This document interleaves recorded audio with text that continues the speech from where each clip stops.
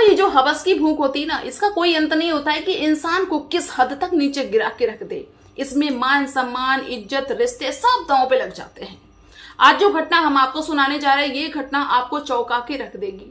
दोस्तों एक माँ को अपने बेटे से प्यार हो जाता है और प्यार इस कदर होता है कि इस प्यार की भनक पति को भी पड़ जाती है।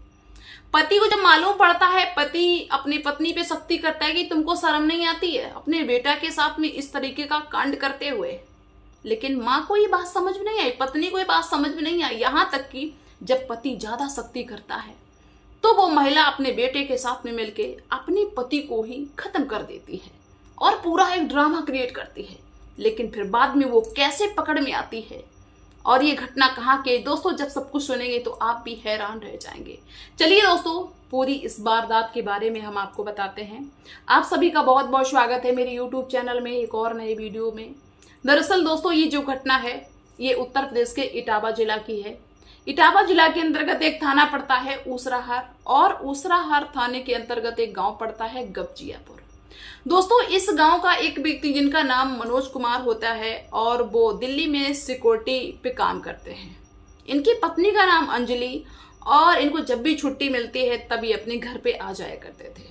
और इनकी शादी के लगभग दोस्तों जब 10-12 साल का समय बीत जाता है, बहुत ज्यादा परेशान रहते हैं। बच्चे के लिए बच्चे नहीं इनके होते हैं, कई जगह पे दवाई वाई कराई, तंत्र मंत्र जो भी था, जो भी इनसे हो सका सब कुछ कराया, लेकिन 10-12 साल तक इनके कोई बच्चे नहीं होते। इनकी पत्नी बहुत ज्यादा परेशान होती है कि तुम तो चले जाते हो, हम अकेले घर में रहते हैं, कैसे दिन कटे, बिल्कुल नहीं अच्छा लगता है। और दोस्तों तब क्या होता है कि एक गांव का लड़का जिसका नाम राहुल होता है, उसका इनके घर पे आना जाना रहता है और बहुत ही ज्यादा हित प्रेम दिखाया करता था, हर बात को माना करता था। और राहुल के घर की स्थिति भी अच्छी नहीं थी, वो गरीब घर का था और भी उसके भाई बहन थे। तो क्या होता है दोस्तों, एक दिन जो अंजलि थी वो अपने पति मनोज से ये परामर्श करती है कि राहुल के घर की स्थिति वैसे भी अच्छी नहीं है और हमारे घर में बहुत ज्यादा हिला मिला है, ऐसा न करो कि राहुल के माता पिता से बात कर लें और राहुल को हम लोग गोद ले लें। दोस्तों राहुल की उम्र 17 साल थी कि राहुल को हम गोद ले लें और हमारे घर में ही रहेगा और कागजी कार्रवाई पूरी करवा लेंगे, इसी को अपना सब कुछ देंगे, जो भी प्रॉपर्टी हमारी होगी। दोस्तों कहीं ना कहीं मनोज को भी वो लड़का बहुत ज्यादा पसंद रहता था क्योंकि मनोज की हर बात को मानता था, हर काम को करता था। तो मनोज सहमत हो जाता है कि हाँ ये बात तो बिल्कुल अच्छी है, लेकिन क्या उनके माता पिता मानेंगे।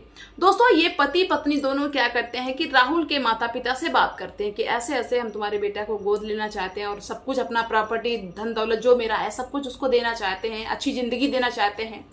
तो भाई माता पिता ने कहा कि इससे अच्छी बात क्या हो सकती है, हमारे बेटा की जिंदगी बन जाएगी, हमारे घर में तो कुछ भी नहीं है। तो ऐसे करके दोस्तों क्या होता है कि पूरी कागजी कार्रवाई हो जाती है और उस राहुल नाम के लड़के को, जो गांव का लड़का था, उसको ये दोनों पति पत्नी गोद ले लेते हैं।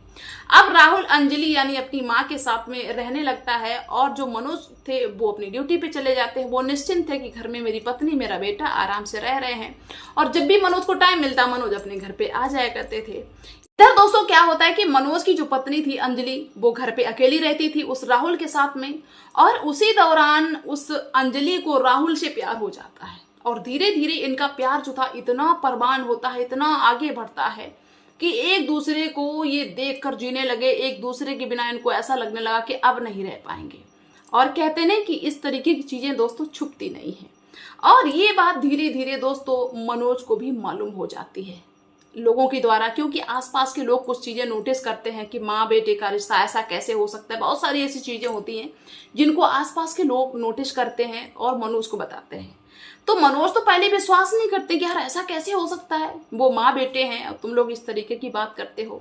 लेकिन फिर मनोज के दिमाग में एक बात आती है, क्यों ना भाई चुपके से इसको देखा जाए, इसका पीछा किया जाए, इसकी तहकीकात की जाए, ऐसे तो इल्जाम नहीं हम लगा सकते हैं।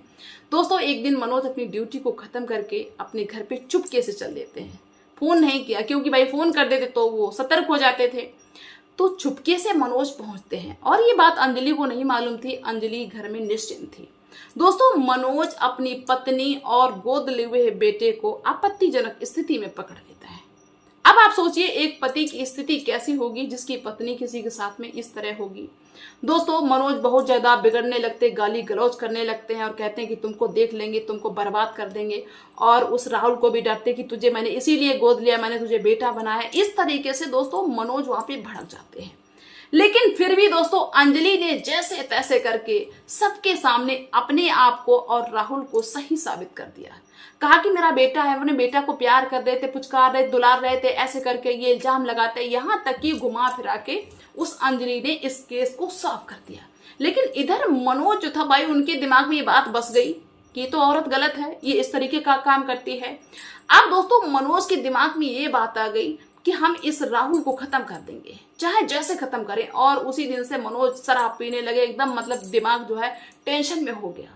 मनोज अब इसी फिराक में कि इस राहुल को हम खत्म कर देंगे। इसने जिस पत्तल में खाया उसी में छेद किया। अब ये बात धीरे धीरे कहीं ना कहीं अंजलि को मालूम पड़ गई कि मेरा पति मनोज को खत्म करना चाहता है, और ये अंजलि को बिल्कुल भी बर्दाश्त नहीं था। दोस्तों अंजलि ने राहुल से कहा, अपने गोद लिए हुए बेटे से, कि तुम्हें मारना चाहता है मनोज। अब ऐसा करते हैं कि तुम तो मेरे बेटे हो, इसमें किसी को शक नहीं, लिखा पढ़ी सब हो ही चुकी है, क्यों ना अपने पति को ही खत्म कर दे, मनोज को रास्ते से हटा दे, ये खत्म, आराम से जिंदगी जिएंगे। दोस्तों दोनों प्रेमी जो माँ बेटा थे वो विचार बनाते हैं, लेकिन ये विचार बनाते हैं कि हम अपने हाथ से नहीं खत्म करेंगे, किसी मारने वाले को बुलाओ ताकि वो अच्छे से मार पीट के और जैसे भी है सबूत मिटा के चला जाए, ताकि हम पकड़े ना जाए। दोस्तों राहुल बताता है कि गांव का एक लड़का है विकास चट्टा, वो इस तरीके का काम करता है, उससे हम डील करते हैं, देखो कितना पैसा बताता है और इनको हम खत्म करवा देंगे। इधर मनोज को कुछ भी नहीं मालूम। दोस्तों ये दोनों माँ बेटा क्या करते हैं कि उस विकास नाम के युवक को बुलाते हैं और डील करते हैं। दोस्तों विकास ने 2.5 लाख की डिमांड की और कहा कि कुछ पैसे मुझे पहले एडवांस में चाहिए, बाकी काम हो जाए तब दे देना। दोस्तों अंजलि 27,000 रुपया एडवांस में देती है और कहती है कि जैसे ही मुझे मौका मिलेगा हम तुमको घर में बुलाएंगे और इसको बाकायदा जैसा भी उन्होंने प्लान बनाया इसको खत्म करना है। दोस्तों क्या होता है कि 5वें दिन जो मनोज थे अपने घर पे आते हैं, और मनोज इतना टेंशन में रहते थे कि मनोज शराब भी पीने लगे, शराब पी के अपने घर पे पहुंचते हैं। और उसी दिन अंजलि ने अपने पति के खाने में नशा की दवाई भी मिला दी। दोस्तों मनोज को इतनी ज्यादा गहरी नींद आ जाती है कि मनोज अपनी सुध बुध खो बैठते हैं। उसी दौरान अंजलि और राहुल दोनों मिलके उस विकास को बुलाते हैं जिसको 2.5 लाख की सुपारी दी। विकास को बुलाते हैं और कहते हैं कि ये गहरी नींद में है, अब इसको आराम से खत्म करो और सारा सबूत मिटाओ। दोस्तों विकास क्या करता है कि मनोज के कमरे में जाता है और हंसिया से बाहर करता है। उसी दौरान दोस्तों मनोज की आंख खुल जाती है, मनोज भाग खड़ा होता है, खून की धार बंदी होती है, चीखने लगता है। अब ये दूर जो कमरे में थे अंजलि और राहुल ये देखते हैं कि ऐसा ना हो कि भाई पूरा गांव जान जाए, सभी लोग जाग जाए, इकट्ठा हो जाए और ये अधकटी हालत में भाग रहा है, मुसीबत में फंस जाए। तो ये जो माँ बेटा दोनों थे ये भाग के पकड़ लेते हैं मनोज को और दाब लेते हैं वहीं जमीन में, और इसके बाद में वो हंसिया से काटता है विकास। अब क्या था कि थोड़ी 1-2 घंटे बाद में ये जो मनोज की पत्नी अंजलि थी ये पूरा ड्रामा क्रिएट करती, रोती है, चीखती है, चिल्लाती है कि पता नहीं मेरे घर में कौन बदमाश आया, उसने मेरे पति का कत्ल कर दिया, वो इतने पैसों का डिमांड कर रहा था और मेरे पति को मार दिया, पता नहीं कौन सी दुश्मनी थी, ऐसे करके चीखने लगती है। अब दोस्तों आसपास के लोग भाग खड़े होते हैं जब चिल्लाने की आवाज सुनते हैं कि भाई इनके घर में क्या हुआ है। तो जैसे अंदर घुसते तो देखते हैं कि अंजलि बंधी पड़ी हुई है, अंजलि के हाथ पैर बंधे हुए हैं और अंजलि का जो बेटा था राहुल उसके भी हाथ पैर बंधे हुए हैं। और अगले कमरे में देखते हैं तो अंजलि का जो पति था मनोज, उनकी हत्या कर दी गई है, गर्दन काट दी गई। तो भाई ये मामला ऐसा मतलब अंजलि ने दिखाया, ऐसा मतलब एक ड्रामा क्रिएट किया कि बदमाश आए, उन्होंने पति को मार दिया और हमको बांध के डाल दिया, हमको भी बांधना चाहते थे, ऐसे करके उन्होंने एक ड्रामा क्रिएट किया। अब क्या था कि भाई पुलिस भी वहां पे पहुंच जाती है, पुलिस तहकीकात करती है, लेकिन पुलिस ने पहले पत्नी और बेटे से कुछ नहीं कहा। पत्नी ने पूरा हाल बताया कि मेरा बेटा है, गोद लिया हुआ, सारे कागज जो डॉक्यूमेंट्स थे वो दिखाए कि मैंने इस बच्चे को लिखित तौर पे गोद लिया है। लेकिन सबसे बड़ी बात है कि भाई मनोज कुमार की हत्या किसने की है। तो काफी सारी तहकीकात करने के बाद में दोस्तों लगभग 8 दिन का समय बीत जाता है और ये पत्नी एकदम नॉर्मल तरीके से रहने लगती है कि हमें लगता है कि कुछ भी नहीं होगा, लेकिन वो ये भूल गए थे कि पुलिस अभी मेरे पीछे पड़ी हुई है।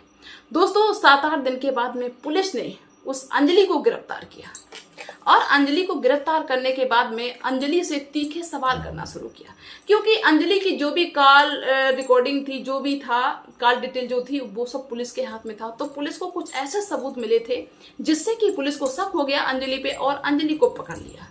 अंजलि से तीखे सवाल करना शुरू किया। तो पहले तो अंजलि वही ड्रामा बताती रही कि ऐसे बदमाश, उसे पता नहीं कौन था, मैंने चेहरा नहीं देखा। इसके बाद में जब पुलिस ने सख्ती की तो फिर धीरे धीरे उसने सब कुछ कबूलना शुरू कर दिया और इसके बाद में अंजलि ने ये पूरी कहानी बताई। कि मैंने ही अपने पति को मरवाया है और इस तरीके से मेरा पति भाग खड़ा हुआ था। तब हमने और मेरे बेटे ने दावा, मेरे बेटे से मेरी आस्की चल रही है, मेरे पति को मालूम पड़ गया था और मेरा पति राहुल को मारना चाहता था और ये हम बिल्कुल भी होने नहीं दे सकते थे, इसीलिए मैंने अपने पति को मरवा दिया। फिलहाल दोस्तों वो जो अंजलि थी वो भी पकड़ जाती है और वो जो राहुल था बेटा जो गोदलिया वाला वो भी पकड़ जाता है और वो फरार हो जाता है विकास, उसकी तलाश चलती है। लेकिन दोस्तों इस घटना को जो भी सुनता है वो हैरान रह जाता है कि आखिर में किस पे भरोसा किया जाए। एक औरत कितना गिर सकती है, इतना कैसे गिर सकती है, कुछ तो सोच लेती, लेकिन कुछ भी नहीं सोचा। कैसे रिश्ते हो गए हैं दोस्तों।